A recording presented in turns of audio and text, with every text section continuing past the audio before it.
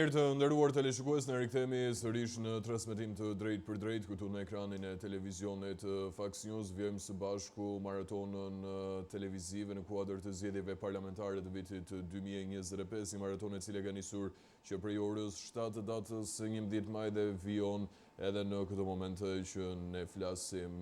Aktualisht është krijuar në një farë mënyre projekcioni apo edhe shifrat dhe diferenca ndërmjet dy partive kryesore dhe jo vetëm, pavarësisht se kanë mbetur edhe një pjesë tjetër e madhe e kutive të cilat janë për tu numëruar. Do ta zhvendosim fokusin dhe bisedën dhe analizën tonë në studio me doktor Ilir Ali Mehmetin, kandidat për deputet i Partisë Demokratike, Alianca Shqipëria Madhështore në qarkun e Tiranës. Zoti Ali Mehmeti, të përshëndes. Mirëdita, faleminderit për ftesën. Jemi sot një ditë pasi Sovrani shprehu vullnetin e tij dhe zgjodhi partinë që mendon se është më duhura, më afta për të udhëhequr në 4 vitet e ardhshme, pavarësisht se kemi ende kuti të cilat nuk janë numëruar ashtu siç e theksova. Deri në këtë moment është Partia Socialiste, e cila udhëheq bindshëm doktor me 355.204 dhe e ndjekur nga Partia Demokratike Alianca për Shqipërinë Madhështore me 228.933. Një rezultat të cilin do ta quanit ose do ta përkufizonit në çfarë mënyre? Jo, unë nuk përkufizoj një rezultat do ta shohim në fund, kur dalet, patjetër. Kjo është e rëndësishme për të parë. Nga krau tjetër, mua më intereson në këtë moment procesi. Pra, si ai zhvillohet, ku zhvillohet, ju e dini pak më parë pati dhe një prononcim të delegacionit ose ODIHR-it në vendin tonë, misionit tyre, ku nxorrën disa problematika të qarta që ne i dim. Pra, që i bëhet presion njerëzve që janë punësuar në administratë, ne e dim. Që shkunda u falën gjobat në afat kur nuk lejohet, sepse dim që ndikon direkt në zgjedhje, edhe këtë ne e dim. Që morën pjesë, që 58% e popullatës nuk mori pjesë, sepse ta garantojnë shumica dorëmuese tyre nuk jeton fare në kufit e Shqipërisë, se po të shihni ju rreth rrotull kush jeton në Shqipëri, shumica dorëmuese ka votuar. Dhe na del gjithsesi që 58% nuk ka votuar, sepse është zbuar mbi gjysmën e popullatës jashtë Shqipërisë. Që kemi pas problematika nga gjitha llojet, kujtoj këtu rastin e Vorës, ndjes, rastin e Lushnjës, rastin e Petroninit, këtu në Tiranë e me radhë, edhe këto ne i dim.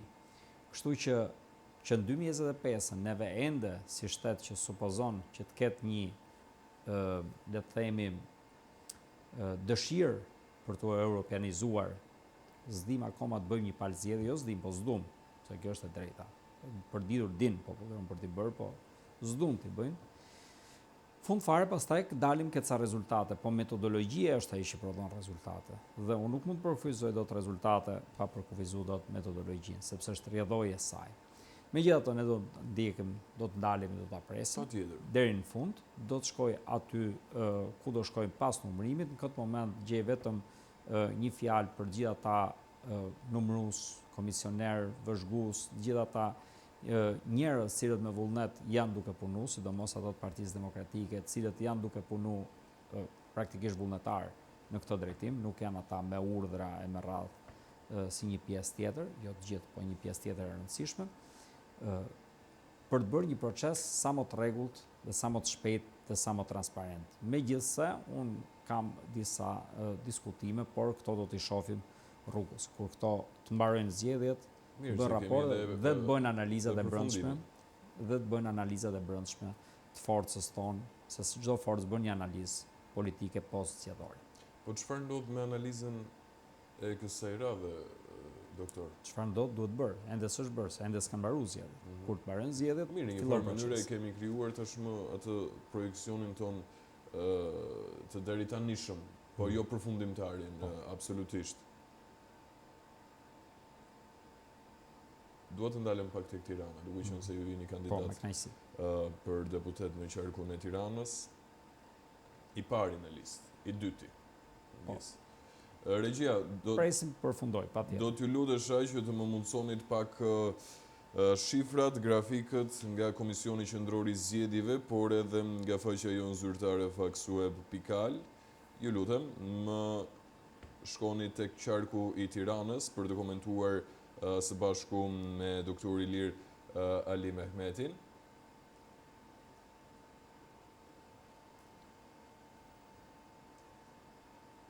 Këtu jemi tek projeksionet e deri tanishme, projeksioni i përgjithshëm për 2522 kuti të numëruara nga 5222 në total. Dhe sipas këtij projeksioni, doktor, Partia Socialiste ka 83 mandate, Partia Demokratike Alianca për Shqipërinë Madhështore me 51 mandate, Partia Social-Demokrate 3 mandate dhe Mundësia 1 mandat. Të lutem, shihi rezultatin e plot, regjia?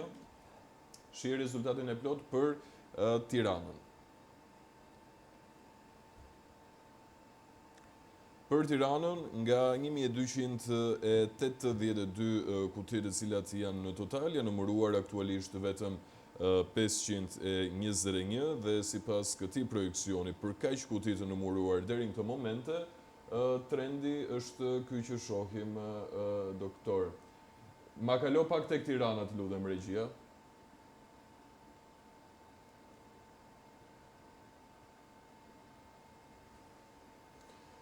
Po, regjia, ma kalo pak tek qarku i Tiranës,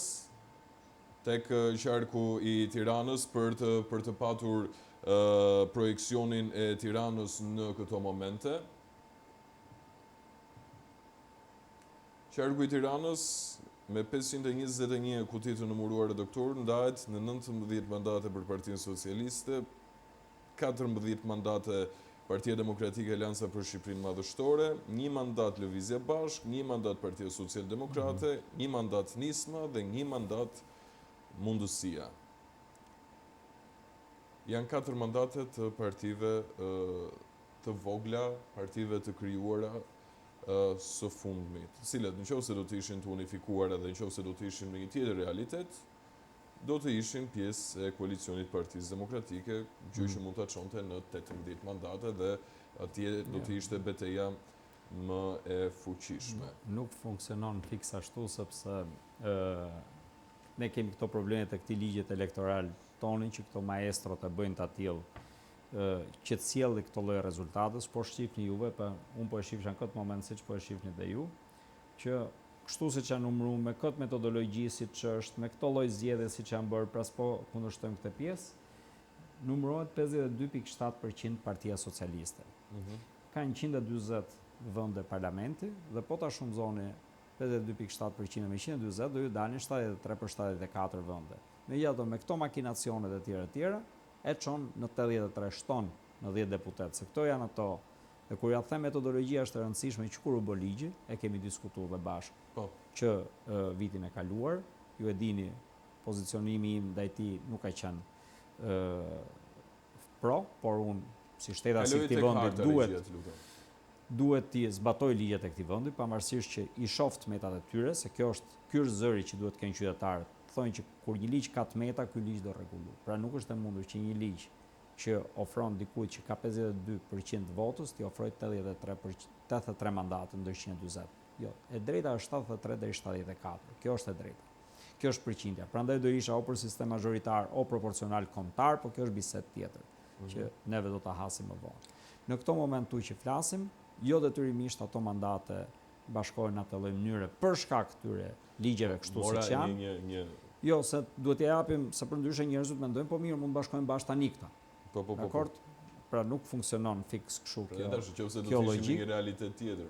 Unë jam shumë dakord që duhet kishte përbashkime më të plota, patjetër, me njerëz që kanë vlera të ngjashme, sepse nuk mund të shkosh dot me njerëz që nuk kanë vlera të ngjashme apo kanë vizion komplet tjetër të zhvillimit të vendit, me njerëz që kanë vlera të ngjashme, mendoj që të gjithë duhet bashkohen bashkë kundër të njëjtës skeqe. Megjithatë, kjo gjë këtu është tani fakt, kjo po ecën përpara, mua më intereson shumë që ky vendi jon kishte qenë gjendje të prodhonte zgjedhje dhe të prodhonte një qeveri e cila të qeveriste vendin në mënyrë të përgjegjshme, sepse ato fjalë që unë dëgjoj më shpesh në rrugë është ky vend zbëhet dhe jemi bërë të gjithë për t'i.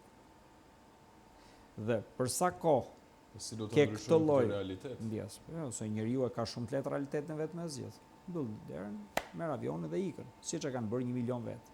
Pra nëse në këtë plan pas ka kjo lloj kaste drejtuese që të pastrojë Shqipërinë nga shqiptarët, të largojë sa më shumë prej tyre, atëherë këtu po shkojmë. Realiteti është që ka votu minorancë që është e interesuar, ke një pak grusht i vogël që është 52.7% e 48%. Kujtoni se është një shifër e madhe në total. Bëjeni krahasim me shqiptarët që kanë drejt vote dhe shifrin sa është vota reale. Është majoranca e minorancës, e cila sot nxjerr shqiptarët të largohen nga ky vend se ja bën jetën të pajtueshme këtu. Ngjashëm, një teknik shumë të ngjashme ka bërë Serbi në Kosovë. Ja bën të jetën ferr brenda dhe i lente kufit hapur që të largohesh. Të njëjtën gjë ka bërë. Dhe po të shihni dhe shifrat e egzodit kosovar gjatë periudhës serbit, janë të ngjashme tona, ndryshimi kush është që ato janë zgjatura në dekada, ne kemi zgjatur vetëm në 1 dekadë. Pra shumë më intensive tek ne. Pra duket shumë qartë politika kush është. Politika është spastruese e shqiptarëve nga Shqipëria. Nëse juve thoni që kanë fituar, unë them jo. Ata kanë marrë një mbështetje nga një majorancë e një minorancë. Ky është realiteti jonë, sepse majoranca e shqiptarëve tashmë është larguar nga ky vend. Dhe këto fjalë që unë sapo ju thash, besoj audienca nuk e pretendoj që të ma konfirmoni ju, audienca mund ta thot vetë a është apo s'janë të vërteta këto fjalë që u shkojnë mend për ditë. A bëhet ky vend një dhe është u pa puna tashti s'ka rrugë tjetër. Nëse ne duam t'i kthejmë shpresë trive tanë, nëse ne duam që familjet tona të rriten këtu, nuk është kjo rruga duhet. Duhen veprimet dhe njerëzit të jenë shumë më përgjegjës për fatet e këtij kombi. Ky është realiteti. Pastaj, nëse neve duam të kapim elemente, shitet apo blihet vota, nuk ka pas tavolinë që nuk dike sa lek blie një votë. Në Tiranë, në Qarqe, se kam përshtypjen do të përdoren nga ana e opozitës. Nuk ka tavolinë që nuk i din. Është shumë interesante se si organet ligjzbatuese nuk i din këto. Këto nuk i ndjekin. Doni ju një fakt. A deklaroi kryeministri faljen e gjobave? A është kjo ndaluar me ligj? Çfarë hapi mori KQZ-ja, SPAK-u e tjerë? Bën gjë? Asgjë. Nuk bën asgjë. A është fakt ky? A kishte nevojë më shumë se kaq? Ja ku e keni faktin. Dhe ishin shifra të frikshme. Ja pra ku e keni faktin. Dëshira këtu është që një dorë i ka kap gjitha pushtetet dhe një dorë i manovron dhe ne bëjmë sikur ky institucion me këtë institucionin po kontrolloj njëri tjetrin. S'është e vërtetë. Gjitha një dorë. Dhe ky është fati jon i keq. Nëse ne duam një republik, një shtet që të funksionojë, jo më kot kushtetuta i quhen institucionet pavarura dhe pushtetet pavarura. Nëse ne i fusim gjitha dhe i politizojmë gjitha, atëherë këtë rezultat këtu do kemi dhe patjetër njerëzit të shkojnë dhe të largohen. Po pse mendoni ju që shqiptarët nuk e dinë se kush janë krimet që bëhen këtë vend dhe kush i bën? Por ne shkojmë dhe jetojmë 10 vjet mbrapa, 15 vjet mbrapa, kur tashmë dëmi u ka bërë. Mbani mend që ka 2 dosje për krim elektoral 2021-shit? U bën zgjedhje 2025, ato ende janë hetu. Janë kap flagrancë ato në përgjime. Pra ky është realiteti jon, kështu që sa ne flasim jo po ka bërë një punë, jo s'ka bërë asnjë punë. Mbani mend një drejtore shkolle në Durrës, shkoi dhe thonte mësuesve do merrni secili nga ju nga 5 nxënës, ti nxirrni ke tubimi i Partisë Socialiste. Nxënës, fëmijë tan mund të jenë ata. Çfarë veprimi mori SPAK-u? Çfarë veprimi mori çdo institucion? Asnjë veprim. Ky është realiteti. Pra ne duhet të themi drejtat ashtu siç janë, e vërtetat ashtu siç janë, fund fare do vije drejta tek vetja, siç ka ardhur për shumë gjëra që kemi folë këtë studio dhe studio të tjera në vite, do të vinë vërtetat, nuk vinë çast, i vonojnë këta. Dhe unë them shpeshherë drejtësi e vonuar, drejtësi e munguar, por vjen tek vetja. Se ju a thot sot Erjo Velia që është brenda në burg. Kur ne thonim 2 vjet përpara këtë studio të tjera që me të vërtetë se mori 60.000 vota, kemi pas këtë diskutim. Doli 60.000 parë etj. Mbetet gjithsesi një abuzues i fondeve publike. Mbetet gjithsesi një person i cili ka shkuar aty për të vjet para. Ja ku është sot 2 vjet mbrapa. Si ja dolëm në opozit? 7 këshilltarë kishim këshill bashkiak. Belin Klliçi i cili nuk u zgjodhi rrugën e rezistencës nga jashtë, në rezistencën brenda këshill bashkiak dhe jashtë në ndihmë në suport, Dhe sot ke drejtuesit e Bashkisë Tiranë gjithë mburë. Kjo është një opozitë që funksionon, nuk trembemi neve, edhe po jemi fund fare të opozitë, mbas rezultatet final. E kemi bërë këtë, do vazhdojmë do e bëjmë dhe drejtën e çojmë, edhe kur jemi pakicë e fortë, edhe me të gjithë fuqitë e shtetit kundra. Se po të njëjtat institucione i kishim kundra në këto 2 vite që kalon. Dhe ja dolëm shumë beteja. Do ja dalim dhe këtu të jeni të qartë. Problemi është se në ndërkohë që ne ja dalim këtë luftë tonë kundër të gjithëve, familjet tona vujnë. Ky është problemi. Këto kohë nuk ja kthejmë dot mbrapsht neve. Dhe këto vujtje nuk e kam prej nesh, e kam prej këtij shteti që s'funksionon. Ky është problemi im i madh. Dhe kjo është mërzia ime e madhe. Se kohën ja humb familjeve tona. A e dini juve në 4 muajt e parë, për shembull, sa fëmijë kanë lindur në Gramsh? E keni idenë sa fëmijë kanë lindur në Gramsh? 4 muajt e parë këtij viti, 14 gjithsej. 14 fëmijë gjithsej në 4 muaj. 4 muajt e parë këtij viti. Vitin e kaluar kanë lindur 120 fëmijë gjithë vitin, pra rreth 10 çdo muaj. Duhet ishin 40. Jo, janë 14. Direkt rënje, 1/3 brenda vitit. Këto janë realitetet tona, këto janë politika, këto prodhojnë shurje të kombit, largim të rinjis, rritje të moshës mesatare, pra të moshës pleqërisë, rënje të ulje të lindshmërisë, atëherë ky kombi çfarë të ardhmë ka? Nuk ka ky një të ardhmë, ky po plaket, po shuhet, ky po zbrazet. Kjo është logjika që përdor një pushtues. Pushtuesi nuk e pushton vendin sepse do njerëzit, po sepse do mburimet natyrore, se do tokën, do resursat. Njerëzit o i largon, se nuk po them që i vracet. Po o i largon, o i do për argat. Shkoj aty, ta kërcnoj, ti thot do më votosh herë mu në 4 vjet, pastaj do punosh me mu me rrogat më t'ulta të Europës, që si dalin deri në fund muajit, se kot nuk janë ato listat në për dyqane e në për furra buke.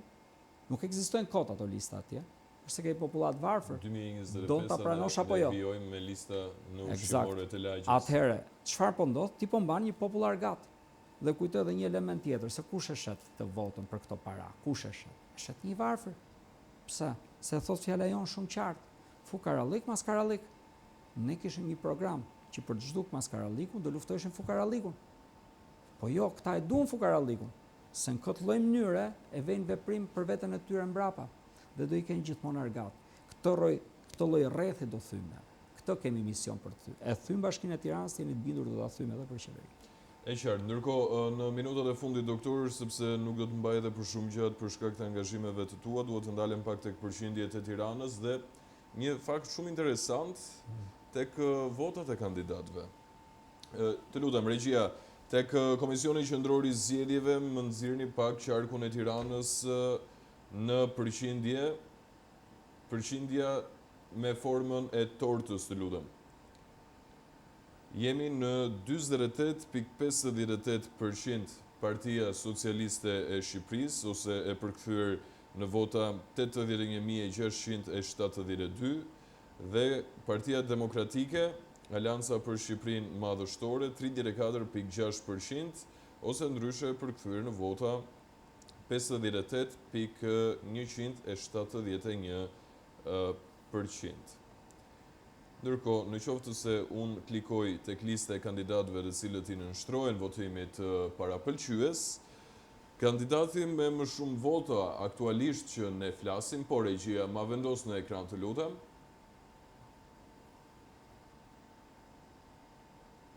Ma kalo tek grafiku në formën e tortës për qarkun e Tiranës.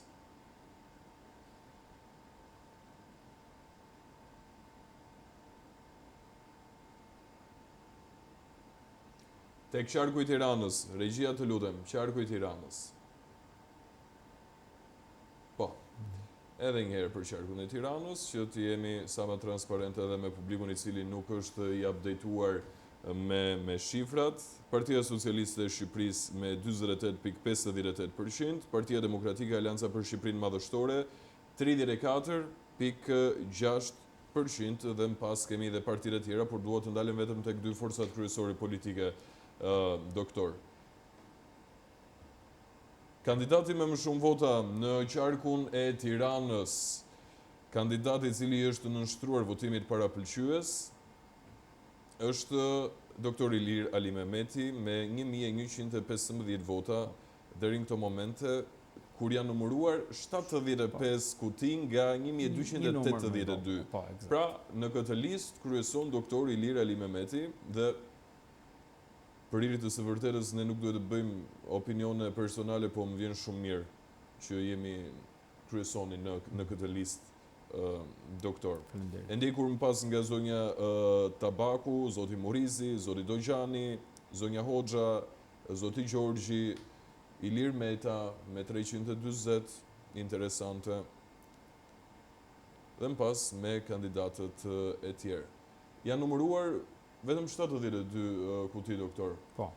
Sepse ishte votimi elektronik. Pra duhet ta sqarojmë këtë, që këtu ishte votimi elektronik i njësisë administrative numër 10 dhe i Bashkisë Vorës. Tashti, rrath parë patjetër falenderoj gjithë votuesit e Partisë Demokratike. Mirë, vetëm këto dy njësitë kanë nxjerrë të parë në listë. Që na besun. Po, se është votim elektronik dhe numërimi bëhet më i shpejt. Rrath parë i falenderoj patjetër për besimin. Mundohemi të jemi zë i tyre në çdo instancë, si do të shkojë kjo punë. Gjithmonë kështu do mbetet. Në radhë dytë, kujtoj që Vora ka pas problematika shumë të mëdha me zgjedhjet. Ju e dini, bandat përkatëse në Vorë kanë bërë një situatë që zgjedhjet fakt nuk ishin zgjedhje, ishin detyrim. Ka diferencë të madhe. Këtë spakut ju deshin ja 3-4 orë të kuptoj që aty kishte një 20 vetë me karta identiteti false, që ishin aty me kredenciale jo të vërteta, që nuk veproi, i la të lirë të bënin çfarë donin. Këto janë realitetet, do t'i marrim parasysh gjitha në këto. Megjithatë, ky është një realitet, vullneti i qytetarëve është deri diku i përfaqësuar, është numër i vogël kutish, do të presim, sepse Tirana ka mbi pothuajse 1300 qendra votimi e tjerë, kurse këtu janë 70 e sa. Megjithatë, patjetër është një perceptim i parë dhe ama çfarë do t'ju thoja, shihni se si ndikimet kanë qenë aq të mëdha në fushat parazgjedhore. Na thoni çfarë do lloj gjëje të ndodh, sido që të jetë, ju nuk futeni dot se nuk kapet dot 12 që. E mbani mend këtë? Po. Është përdorur gjithandej, sa për të bëmë kuptuar se si ato sondazhe që janë përdorur ishin gjitha sondazhe për t'u hedhur në kosh. Dhe ja thonim që në fillim, kjo nuk është e vërtetë. Se matematikisht nuk të del dot llogaria edhe minimalja më e mundshme, po ta bësh. Rëndësi ka për ne amat që zëri i qytetarëve të shkojë atje ku duhet. Sikur 20 jetë, unë e përmenda mirë, në fund të ditës kjo është betejë e një politikani. 7 këshilltar ishin gjithsej në Bashkinë e Tiranës. Kryetari i Bashkisë Tiranës sot është në Burg. Elin Klliçi ishte jashtë, nuk u zgjodha, nuk ishte këshilltar, ishte për kryetar bashkie. Bëri rezistencën jashtë, kryetari i Bashkisë sot është në Burg, drejtorët e Bashkisë sot janë në Burg. Bashkia e Tiranës sot është një organ i cili është i kapur dhe ky nga kryeministri, sepse është pa kokë. Ky është realiteti që të bën një opozitë e vërtetë. Janë 1, janë 5, janë 6, janë 55, ka më pak rëndësi se sa vullneti, çfarë qëndrimi kanë dhe çfarë vullneti kanë për ta mbajtur në këmbë si pateric apo për të bërë vullnetin e qytetarëve për të nxjerrë zërin e tyre. Dhe të jeni të sigurt, opozita është aset kombëtar. Është aset kombëtar, kushdo qoftë në opozitë, cila do parti dhe unë e respektoj cilat do parti që bën opozitë vërtet. Dhe në këtë aspekt tu ne kemi një situatë ku unë do doja në fakt, ju e dini që unë jam shprehë këtë studio tjera që lista hapur për mu është e vetmja shprehje e demokracisë drejt për drejt, pra çfarë njerëzit duan realisht, me këtë duan ata të përfaqësohen, në Shqipëri është e mundur vetëm përmes listës hapur, sado që është minorancë krahasim me listën e mbyllur në cilën do parti apo në cilin do qark. Besoj kalkulimet janë të bëra. Por njerëzit pse të votojnë? Njerëzit votojnë sepse në radh parë i përfaqëson dhe mendojnë që këtë zë që ata kanë brenda vetes me të vërtetë mund ta nxjerrësh dhe ta thuash atje ku duhet dhe atje ku vlen. Pra, është shumë e rëndësishme kjo, demokracia nga poshtë lart. Ne duhet t'i rikthehemi kësaj. Ky është vizion i imi afatmesëm, nuk bëhet dot sot për nesër, sepse s'ka zgjedhje tash. Kto ishin zgjedhje. Por ne duhet t'i rikthehemi demokracisë drejt për drejt, demokracisë nga poshtë lart. Deri në 2005 ju e mbani mend kemi pas sistem mazhoritar. Vendoshin njerëzit kush dhe ishte një kandidat i PS-s, një i PD-s, dakord, në çdo zonë. Me këtë sistem hibrid do ta quajsha unë, me këtë sistem të pakuptimt, dhe unë kam thënë që korrekt, nuk po jam sot që jam duke thënë, që korrekt kur u vendos nuk më bën të sens. Sot nuk dihet kush e përfaqëson qytetarin. Pse? Sepse ne duhet i kërkojmë votat që nga Rogozhina deri në Zallherr apo Shëngjergj, me Tiranën mes, me Kamzën mes, me Vorën mes, me Kavajën mes, dhe cilat kanë problematika nga më të ndryshme dhe popullata nga më të ndryshme për të përfaqësuar. Atëherë, si mundet një kandidat të përfaqësojë të gjithë këtë lloj popullate? Është e pamundur. Dhe krejt sistemi është i rrëzueshëm dhe i atakueshëm. Për mua shkon përfaqësim i drejt për drejt, demokracia drejt për drejt, unë do doja shumë të ktheheshim ky mazhoritarin, mos ai ke proporcionali kombëtar, ju a garantoj unë nuk do kishim këto antivlera në parlament. Sepse një sistem mazhoritar prodhon deputet fort, prodhon deputet që zërin e ngrenë fort, nuk prodhon deputet që janë, si të mendoj, dikush më lart. Jo. Ky sistem e kishim deri 2005 dhe funksionoi shumë mirë. Sistemet filluan u prishën mbrapa, kur listat nuk vareshin më nga njerëzit. Palët e kanë votuar këtë sistem. Po, jam dakord. Unë po flas si votues janë rreth parë, sepse deri para 2 vjetësh unë kam qenë votues, mbështetës patjetër i Partisë Demokratike, po votues, jo aktiv në këtë drejtim. Po sistemin unë doja të dija kush deputeti i zonës. Apo jo, ke një problem, ku do marrësh telefon? Kush e njeh zonën? Kush e njeh problematikën? Po si do eci sot Tirana? Po si do eci për shembull sot Qarku Fierit? Një deputet gjithë qarkun, 5 bashkia tu. Si do eci sot qarqe me sipërfaqe të mëdha? Si do i njohin njëri? Edhe një herë, duhet të rikthehemi ke vlerat. Që të prodhojmë një parlament fort, do të thotë që të prodhojmë një parlament fort, ne duhet të kthehemi ke demokracia drejt për drejt. Ky lloj sistemi nuk e ofron atë. Kështu mos u habisni ju pse është prodhuar një shtet i tillë. Është prodhuar një shtet i tillë për shkak të rënies që në fillim demokracisë drejt për drejt. E kësaj ne duhet të kthehemi me patjetër. Doktor, unë të falenderoj shumë që ishe sot në Fox News, të falenderoj shumë për këtë analizë të deri tanishme, sepse kemi ende kuti të tjera të cilat pritet të numërohen ndjes, gjithçka ndodh.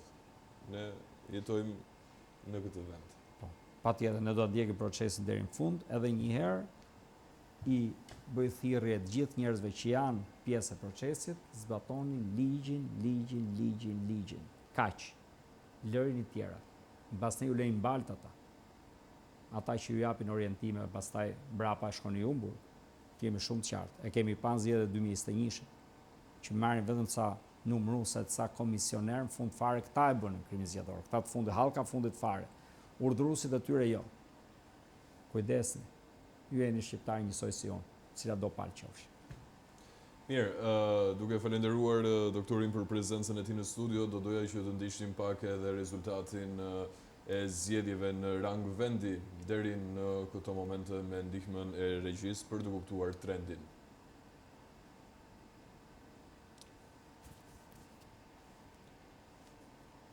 Partia Demokratike Alianca për Shqipërinë Madhështore në 33.96%, Lëvizja Bashk me 1.31%, Lëvizja Adheu me 0.14%, Koalicioni Euro-Atlantik me 1.15%, Partia Socialiste e Shqipërisë me 52.75%, Koalicioni Nisma Shqipëria bëhet me 3.40%, Partia Alianca Kombëtare Shqiptare me 0.19%, Partia Alianca Demokracia e Re me 0.07%, Koalicioni Djathtas për Zhvillim me 0.37%, Partia Mundësia me 2.77% dhe Partia Social-Demokrate me 3.89% deri në këto momente. Kjo